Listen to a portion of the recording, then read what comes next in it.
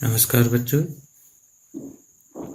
आराध्या व्याकरण भाषा एवं रचना पाठ्य पुस्तक से हम आज पाठ 2 वर्ण विचार पर चर्चा करेंगे। सर्वप्रथम बच्चों, वर्ण विचार क्या है, यानी वर्ण क्या है। वर्णों का मतलब होता है बच्चों अक्षर, लेटर। तो बच्चों आज हम इस पाठ के माध्यम से हिंदी भाषा में प्रयोग किए गए वर्ण यानी अक्षरों की चर्चा करेंगे। अक्षरों के विषय में जानकारी प्राप्त करेंगे। तो सर्वप्रथम बच्चों हमें ये समझना आवश्यक है कि वर्ण क्या है। तो आइए पहले परिभाषा समझ लेते हैं। वर्ण की परिभाषा है वो छोटी से छोटी ध्वनि जिसके और टुकड़े न किए जा सकें वर्ण कहलाती है। वो छोटी से छोटी ध्वनि, ध्वनि का मतलब आवाज, जो हमारे मुख से सबसे छोटी ध्वनि निकलती है, सबसे छोटी आवाज निकलती है और जिसके फिर हम टुकड़े नहीं कर सकते, वही वर्ण कहलाते हैं। आइए बच्चों इसको हम और अच्छी तरह से समझते हैं। बोलते समय हमारे मुख से ध्वनियां निकलती हैं। ध्वनियों के सार्थक समूह शब्दों का निर्माण करते हैं। जैसे बच्चों सबसे पहले हमें ये समझना है कि छोटी से छोटी ध्वनि। तो यहाँ पर पहला शब्द दिया गया है गरम। तो बच्चों हमारे मुख से 6 ध्वनियां निकली, ग, आ, रा, आ, मा और आ। बच्चों आपको पता है ना कि व्यंजन हमेशा स्वरों की सहायता से बोले जाते हैं। व्यंजन यानी कि का, खा, गा, घा से लेकर के और ज्ञा तक ये व्यंजन कहलाते हैं। आ से ओ तक ये स्वर कहलाते हैं। तो स्वर स्वतंत्र हैं और व्यंजन वो स्वतंत्र नहीं है। व्यंजन तभी पूर्ण है जब उसमें कोई ना कोई स्वर मिला हुआ है। तो गरम, पहला शब्द है गरम। अब ध्वनियां देखिए कौन कौन सी निकल रही हैं। गा प्लस आ प्लस रा प्लस आ प्लस मा प्लस आ, इस तरह से 6 ध्वनियां हमारे मुख से निकल रही हैं। तो बच्चों गरम शब्द के जब हमने टुकड़े किए तो उसके 6 टुकड़े हुए, यानी 6 अक्षर वर्ण हमने अलग अलग करके लिखे। लेकिन बच्चों जब हमने गा को अलग कर दिया तो अब गा के हम और टुकड़े नहीं कर सकते, क्योंकि अगर हम अब गा के टुकड़े करेंगे तो वो निरर्थक हो जाएगा, उसका कोई अर्थ नहीं रहेगा। तो बच्चों यही वर्ण है, यानी गा एक वर्ण है, आ एक वर्ण है, रा एक वर्ण है, आ फिर से एक वर्ण है, मा एक वर्ण है और फिर आ ये एक। इस तरह से गरम में हमें 6 ध्वनियां मिल रही हैं, यानी 6 अक्षर या वर्ण हमें दिखाई दे रहे हैं। तो आप समझ गए ना बच्चों कि वो छोटी से छोटी ध्वनि जिसके और टुकड़े न किए जा सके वर्ण कहलाती है।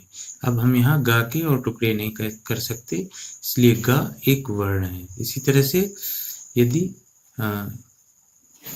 का और माँ और ला तीनों को मिला दिया जाए तो एक शब्द बनेगा कमल, लेकिन उसमें 6 ध्वनियां होंगी क्योंकि एक व्यंजन में एक स्वर जरूर मिक्स होगा। तो जब हम का को अलग कर देंगे तो वो सबसे छोटी ध्वनि हो जाएगी। इसी तरह से आप देख रहे हैं माता लिखा है, माँ प्लस आ प्लस ता प्लस आ। बच्चों आप देख रहे हैं कि गा में हलंत लगा हुआ है, जो नीचे चिन्ह लगा है उसको हम हलंत कहते हैं। इसके लगने से वर्ण आधा हो जाता है। और आधा ये ग आधा क्यों हो गया? क्योंकि हमने इससे स्वर को अलग कर दिया है, यानी आ को अलग कर दिया है। और जब हम आ को गा में मिला देंगे तो इससे ये चिन्ह हट जाएगा हलंत का और वो पूरा गा हो जाएगा। तो आप समझ गए बच्चों कि ये चिन्ह कौन सा है और इसका क्या उपयोग है। इसके लगने से व्यंजन आधा हो जाता है। तो इस तरह से बच्चों अगला शब्द है रानी। और रानी में रा आधा रा यानी हलंत लग गया तो आधा रा प्लस आ बड़ा आ, क्योंकि मात्रा लगी है आ की। बच्चों ये भी हमें ध्यान रखना है कि छोटे आ की कोई मात्रा नहीं होती। जिसमें छोटा आ है तो वो छिपा हुआ रहता है उस शब्द में। लेकिन जहाँ पर कोई मात्रा होती है तो फिर वो मात्रा उस शब्द में जो भी मात्रा लगी होती है उस मात्रा का स्वर हमें जब वर्ण विच्छेद करते हैं तो उस व्यंजन के साथ में प्लस करके लिखना होता है।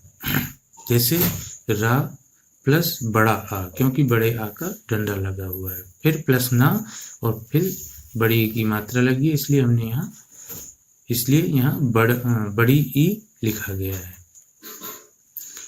तो अब आप समझ गए होंगे कि वो छोटी से छोटी ध्वनि जिसके और टुकड़े न किए जा सकें वर्ण कहलाती है। तो बच्चों याद रखिए कि किसी भाषा के ध्वनि संकेत ही वर्ण होते हैं। बच्चों भाषा कोई भी हो, उनकी जो भी आवाज हमारे मुख से निकलती है वो आवाज को लिखने के लिए जो भी संकेत चिन्ह बनाए गए हैं वही वर्ण कहलाते हैं। जैसे हमने हिंदी भाषा की बात करेंगे तो हमने हमारे मुख से एक आवाज निकली का, तो का लिखने के लिए हमने जो संकेत बनाया है वही वर्ण है। इसी तरह से अंग्रेजी भाषा को बोलने के लिए हमारे मुख से जैसे ए निकलता है तो ए लिखने के लिए किस तरह का चिन्ह बनाया गया, किस तरह का संकेत बनाया गया, वही वर्ण कहलाता है। इस तरह से उर्दू भाषा को लिखने के लिए अलिफ का चिन्ह बनाया गया है। तो जब हम अलिफ बोलते हैं तो उसको किस तरह से लिखते हैं, वही उर्दू भाषा का वर्ण है। वर्ण यानी अक्षर। तो ये रहा बच्चों आपका कि वर्ण क्या है, यहाँ हमने ये समझा। अब हम आगे जानेंगे वर्णमाला। वर्णमाला के विषय में जानेंगे बच्चों कि वर्णमाला क्या है। किसी भाषा में प्रयुक्त होने वाले सभी वर्णों के क्रमबद्ध समूह को वर्णमाला कहते हैं। किसी भाषा में प्रयुक्त मतलब प्रयोग होने वाले सभी वर्णों के क्रमबद्ध समूह को वर्णमाला कहते हैं। भाषा कोई भी हो, किसी भी भाषा की हम बात करें तो उस भाषा में जो भी वर्ण होते हैं, जैसे हिंदी भाषा में का से ज्ञा तक, आ से आह तक, इस तरह इंग्लिश भाषा में, अंग्रेजी भाषा में ए से ए टू जेड, ए से जेड तक वर्ण होते हैं। और उर्दू भाषा में अलिफ बे पे ते टे से जीम चे हे के आदि। बच्चों इस तरह से जो वर्ण हैं उनके क्रमबद्ध समूह को बच्चों अक्षर यानी वर्ण उनका क्रम में लिखा होना आवश्यक है, तभी उसको हम वर्णमाला कहेंगे। क्रम का मतलब कि का के बाद खा, खा के बाद गा, गा के बाद घा, घा के बाद अंगा, अंगा के बाद चा। इसी तरह से ज्ञा तक सभी क्रम में लिखे हों। कोई शब्द जिसका क्रम का के बाद खा का क्रम है तो का के बाद हम खा ही लिखेंगे, हम गा या घा नहीं लिख सकते। अगर हम घा लिख देते हैं तो फिर वो वर्णमाला नहीं होगी, क्योंकि क्रमबद्ध समूह होना चाहिए। इसी तरह से स्वरों को भी जब हम लिखेंगे तो पहले छोटा, फिर बड़ा, फिर छोटी, फिर बड़ी। छोटा के बाद हम छोटी ई नहीं लिख सकते, क्योंकि उसके बाद हमें छोटे आ के बाद हमें छोटा बड़ा आ लिखना है। यदि हम ऐसा नहीं करते तो फिर वो वर्णमाला नहीं होगी, यदि हम कोई दूसरा अक्षर उसकी जगह लिख रहे हैं। तो वर्णमाला का मतलब समझ गए बच्चों आप कि आइए हम वर्णमाला का चित्र देखते हैं। ये बच्चों हमारी वर्णमाला है। देखिए सभी अक्षर निश्चित और क्रमबद्ध समूह में लिखे हुए हैं। आ के बाद छोटा, छोटा आ के बाद बड़ा, फिर बड़ी, छोटी, फिर बड़ी, फिर छोटा ऊ, फिर बड़ा ऊ, फिर रे, ए, आए, ओ, आओ। दो बच्चों और होते हैं अंग और आह, जिन्हें हम अयोगवाह कहते हैं। इसके बाद व्यंजन भी, व्यंजनों की वर्णमाला देख लीजिए। का के बाद ख, ग, घ, अंग, च, छ, ज, झ, ञ, ट, ठ, ड, ढ, ण, त, थ, द, ध, न, प, फ, ब, भ, म, य, र, ल, व, स, खे, स, छत्र, ज्ञ। इस तरह से तो ये हमारी वर्णमाला है। इसी तरह से जब हम अंग्रेजी की वर्णमाला लिखेंगे तो A, B, C, D, E, F, G, H इस तरह से लिखते चले जाएंगे और लास्ट में सबसे क्या आएगा, Z। तो इसी तरह से हम जो भी हैं उर्दू की लिखेंगे, अलिफ, बे, पे, ते, टे, से, जीम, छे, ऐसे लिखते चले जाएंगे। क्रम में लिखना है बच्चों, निश्चित क्रम में, उल्टा सीधा नहीं लिखना। तो हम देखते हैं कि वर्णमाला में वर्णों को दो भागों में बांटा गया है, स्वर तथा व्यंजन। अब बच्चों अभी तक हमने जाना कि वर्ण क्या है, वर्ण किसे कहते हैं और वर्णमाला किसे कहते हैं। अब बात आएगी बच्चों कि वर्ण के कितने भेद होते हैं, वर्ण कितने प्रकार के होते हैं। तो अब हम यहाँ इनके माध्यम से समझेंगे कि वर्ण कितने प्रकार के होते हैं। तो वर्ण दो प्रकार के होते हैं, नंबर 1 स्वर और नंबर 2 व्यंजन।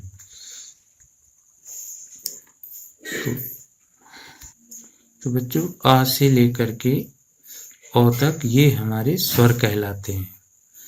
छोटा बड़ा ये स्वर कहलाते हैं। और ककहरा यानी का से और ज्ञ तक ये हमारे व्यंजन, हिंदी भाषा के व्यंजन कहलाते हैं। तो यहाँ देखेंगे बच्चों हम लिखा है स्वर, मतलब स्वर क्या है, स्वर किसे कहते हैं। तो आइए बच्चों, स्वर का मतलब छोटा बड़ा। तो जिन वर्णों के उच्चारण में मुख से निकलने वाली वायु बिना किसी रुकावट के मुख से बाहर निकल जाए उन्हें स्वर कहते हैं। स्वर दो प्रकार के होते हैं, ह्रस्व स्वर तथा दीर्घ स्वर। बच्चों जिन अक्षरों के उच्चारण में यानी बोलने में जब हम जिन वर्णों को बोलें और हमारे मुंह से हवा बिना किसी रुकावट के निकले तो वो स्वर कहलाते हैं। जैसे हम आ का उच्चारण करेंगे, जब हम आ बोलते हैं तो जो हमारे मुख से वायु निकलती है, हवा निकलती है, उसमें कोई रुकावट नहीं होती। इस तरह से जितने भी स्वर हम बोलेंगे तो उनमें रुकावट नहीं होगी। जैसे छोटा आ, बड़ा आ, ई, बड़ी ई, छोटी बड़ी, ऊ, छोटा ऊ, बड़ा ऊ। तो बच्चों इनमें जो है कोई रुकावट नहीं आती बोलते समय हमारे मुख से निकलने वाली वायु के मार्ग में। लेकिन जब इनके अलावा हम व्यंजनों का उच्चारण करेंगे तो उसमें हवा हमारे मुख से कई जगह से टकराकर निकलती है। कहीं पर जीभ और जीभ भी कई जगह टकराती है जो हवा को अवरुद्ध करती है। जैसे हम का बोलेंगे का, तो हमारी जीभ मुख के हिस्से से टकराएगी। खा बोलेंगे तो आवाज गले से निकलेगी और जीभ मुख के हिस्से से टकराएगी। तो ये कुछ पहचान है स्वर और व्यंजन की। आगे हम और विस्तार में बात करेंगे। तो अब हम जानेंगे कि स्वर, अभी हमने जाना स्वर क्या है, स्वर के कितने भेद हैं। तो बच्चों स्वर के 2 भेद होते हैं, 2 रूप होते हैं। नंबर 1 ह्रस्व स्वर और नंबर 2 दीर्घ स्वर। ह्रस्व स्वर क्या है? ह्रस्व का अर्थ होता है छोटा, यानी ह्रस्व का मतलब होता है छोटा। जिन स्वरों के उच्चारण में समय कम लगता है उन्हें ह्रस्व स्वर कहते हैं, जिनको बोलने में बहुत कम समय लगे। तो बच्चों इनमें से ह्रस्व स्वर में 4 स्वर हैं, छोटा, छोटी, छोटा ऊ और रे। तो इनका उच्चारण करिए बच्चों, आ, ई, उ, रे। इनको बहुत ही जल्दी हम बोल गए। लेकिन दीर्घ स्वर क्या है?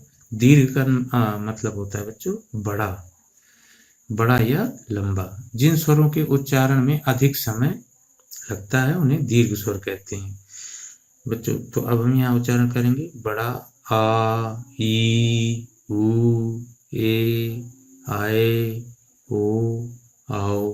बच्चों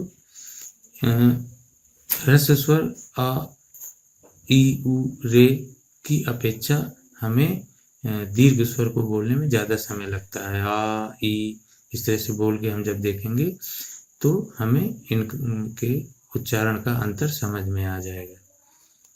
आगे देखेंगे बच्चों मात्राएं। मात्रा क्या है?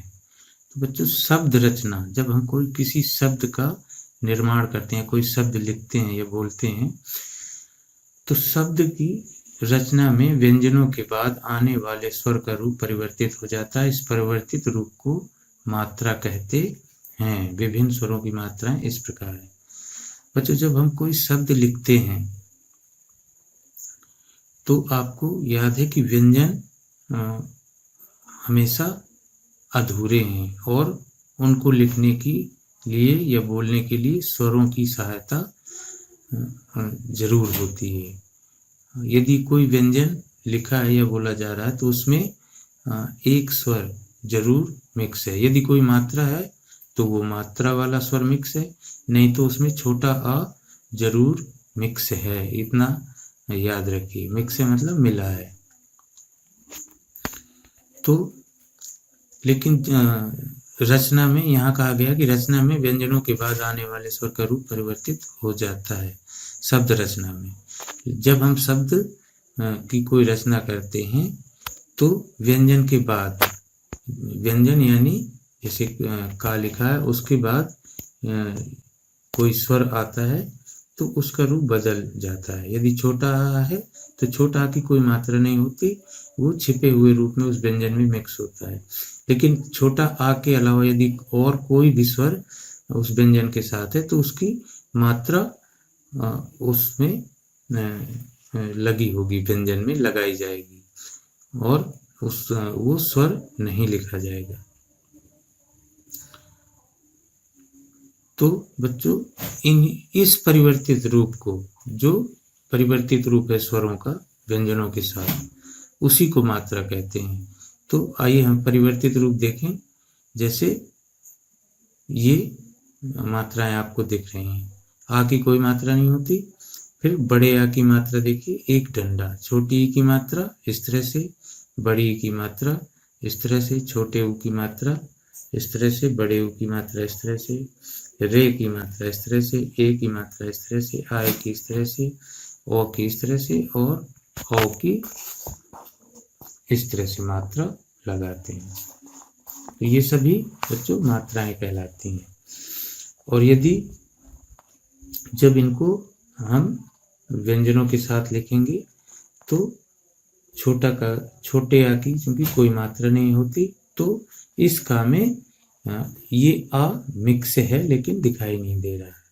अगर हम इसको अलग कर देंगे तो यहाँ इस का के नीचे हलंत लग जाएगा। लेकिन जब बड़े आ की मात्रा लगेगी तो बड़ा आ का सिर्फ यहाँ डंडा लगेगा। छोटी ई की मात्रा का निशान इस तरह से होता है तो ये का में लगा दिया गया तो ये की बन गया। बड़ी ई की मात्रा का निशान इस तरह से होता है तो ये का में लगा दिया गया तो ये की बन गई। अब इसका होगा उच्चारण की, इसका हुआ की। अब छोटे ऊ की मात्रा का में लगा दी गई तो कु हो गया कु, और बड़े ऊ की मात्रा लगाई तो कु, और रे की मात्रा लगाई तो क्रा बन गया, ए की मात्रा तो के बन गया, आय की मात्रा काय बन गया, और ओ की मात्रा तो को बन गया, औ की मात्रा तो कौ बन गया। इस तरह से फिर हम आगे शब्द बनाएंगे, मात्रा वाले शब्द। तो मात्रा वाले शब्द इसमें चूंकि इसमें कोई मात्रा नहीं है तो इन दोनों में आ मिक्स है, तो क अ ल आ कल। यहाँ पर का, फिर बड़े आ की मात्रा का, फिर मा, फिर आ काम, फिर ये किन, कील, कुल, कूप, कृपा, केला, कैसा, कोयल, कौवा, चल, नाम, दिन, नील, गुण, मूल, ग्रह, मेला, पैर, सोना, दौड़। इस तरह से बच्चों ये शब्द निर्माण हुआ। तो इस सारणी के माध्यम से हमने स्वर और मात्राओं का प्रयोग समझा। आइए बच्चों, यहाँ लिखा है याद रखिए। तो हमें क्या याद रखना है कि हिंदी वर्णमाला में आ की कोई मात्रा या चिन्ह नहीं होता। आ का कोई मात्रा या चिन्ह नहीं होता। हमने आपको पहले भी बताया कि छोटे आ की कोई मात्रा या चिन्ह नहीं होता। प्रत्येक व्यंजन के साथ आ स्वर मिला होता है। याद रखिए, जिस व्यंजन में कोई मात्रा नहीं लगी उसके साथ आ स्वर जरूर मिक्स है। फिर स्वर रहित करने के लिए व्यंजन के अंत में हलंत चिन्ह लगाया जाता है। स्वर रहित, यदि बच्चों स्वर रहित मतलब स्वर के बगैर, यदि उस व्यंजन में स्वर नहीं है तो फिर उसमें ये नीचे चिन्ह लगाया जाएगा हलंत, तो वो व्यंजन फिर आधा हो जाएगा। फिर रा के साथ ऊ, छोटा ऊ, बड़ा ऊ की मात्रा का प्रयोग रा में ऊ तथा रा में छोटे ऊ। अब हम बच्चों यहाँ एक चीज और जानेंगे कि रा के साथ, रा व्यंजन के साथ छोटे ऊ और बड़े ऊ की मात्रा किस प्रकार से लगाते हैं, इसको हमें समझना है। तो रा में छोटे ऊ तथा बड़े ऊ की मात्रा नीचे न लगकर इस तरह से ना लग करके, इस तरह नहीं लगती रा में मात्रा। या आप रा बनाओ उसमें नीचे मात्रा लगा दो, इस तरह से रा में मात्रा नहीं लगती। कैसे लगती है?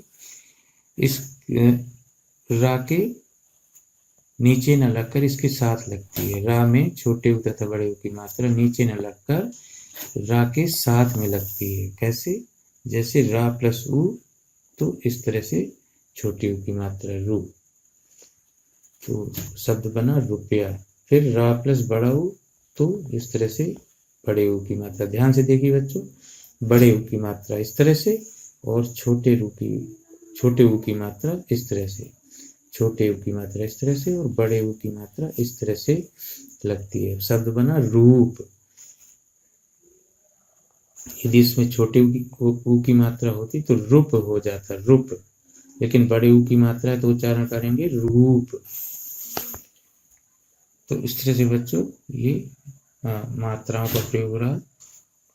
तो बच्चों अभी हम बस यहीं तक ही समझेंगे। आगे अब हम बात करेंगे जो भी आपको पढ़ाया है उसके होमवर्क की, उसके गृह कार्य की, कि आपको लिखना क्या है और याद कैसे करना है। आइए इस पर थोड़ा सा चर्चा करेंगे। तो सबसे पहले हम देख रहे हैं बच्चों कि वर्ण किसे कहते हैं। सबसे पहली चीज तो हमें ये वर्ण की परिभाषा है और एक प्रश्न भी है कि वर्ण किसे कहते हैं। तो आपको इस तरह से लिखना है, वर्ण वो छोटी से छोटी ध्वनि जिसके और टुकड़े ना हो सके वर्ण कहलाती है। वो छोटी से छोटी ध्वनि जिसके और टुकड़े ना हो सके वर्ण कहलाती है। इस तरह से वर्ण की परिभाषा हमें लिखनी है, या आप प्रश्न लिख सकते हैं वर्ण किसे कहते हैं, और फिर उसके नीचे उत्तर में ये डेफिनेशन आप परिभाषा लिख सकते हैं।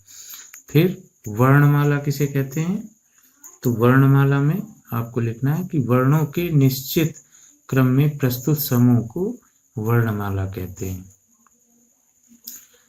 वर्ण का मतलब बच्चों कि छोटा बड़ा, और का से ककहरा, का से ज्ञ तक, आ से औ तक। और वर्णमाला का मतलब कि निश्चित क्रम में प्रस्तुत, यानी का, खा, गा, घा, अंगा, चा, छा, जा, जा, इस तरह से ज्ञ तक, और आ से आह तक क्रम में लिखा हो और निश्चित क्रम हो, उल्टा सीधा आप नहीं लिखेंगे वर्णमाला में। तो ये आपकी वर्णमाला है। फिर बच्चों वर्ण के कितने भेद हैं, वर्णों के कितने भेद हैं, तो वर्णों के 2 भेद हैं। नंबर 1 स्वर, नंबर 2 व्यंजन। बच्चों हम वर्ण के 2 भेद हैं, नंबर 1 स्वर, नंबर 2 व्यंजन। तो स्वर किसे कहते हैं, स्वर की डेफिनेशन लिखनी है, प्रश्न लिखना है, स्वर किसे कहते हैं, उत्तर में लिखना है स्वर स्वतंत्र होते हैं, इन्हें बोलने के लिए अन्य वर्णों की सहायता नहीं लेनी पड़ती। फिर स्वर कितने होते हैं, तो हिंदी भाषा में 11 स्वर हैं, जो इस प्रकार हैं आ से औ तक। 2 बच्चों अयोगवा स्वर हैं, जिन्हें हम अंग और आह कहते हैं। तो ये रही स्वर की बात। ये भी बच्चों आपको अपनी कॉपी में लिखना है और इसको याद भी करना है। तो बच्चों ये आपका रहा होमवर्क, गृह कार्य। इसे आप ध्यान से अपनी कॉपी में नोट करें, लिखें और याद करें। तो बच्चों आज बस इस कक्षा में इतना ही। अगले वीडियो में हम जो है इसके आगे बात करेंगे कि व्यंजन क्या है और व्यंजन के कितने भेद हैं आदि विषयों पर बात करेंगे। अभी बस इतना ही। आप अच्छी तरह ये होमवर्क लिखिए और याद करिए। तो नमस्कार बच्चों, जय हिंद।